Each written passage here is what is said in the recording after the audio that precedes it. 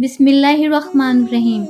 سرکار دو عالم صلی اللہ علیہ وآلہ وسلم نے فرمایا، مسلمانوں عقل مندوں سے رائے لیا کرو تاکہ تم ہدایت پاؤ، اور ان کی نافرمانی نہ کیا کرو، کیونکہ اس صورت میں تم کو ندامت اٹھانی ہوگی۔ جن لوگوں نے اللہ کو چھوڑ کر دوسروں کو اپنا مددگار بنا رکھا ہے، ان کی مثال مکڑی جیسی ہے۔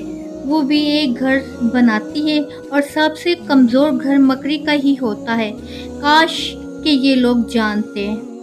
ارشاد باری تعالیٰ ہے، ایمان والو بہت زیادہ بدگمانی سے پرہیز کیا کرو، کیونکہ کچھ بدگمانیاں گناہ ہوتی ہیں، اور ایک دوسرے کی جاسوسی بھی نہ کیا کرو۔ لوگوں میں کچھ ایسے بھی ہیں جو کنارے پر رہ کر اللہ کی عبادت کرتے ہیں، اگر کچھ فائدہ ہو تو مطمئن ہو جاتے ہیں، اور اگر کوئی مصیبت آ جائے تو منہ پھیر لیتے ہیں۔ ایسے شخص نے دنیا بھی کھوئی اور آخرت بھی، یہی تو کھلا خسارہ ہے۔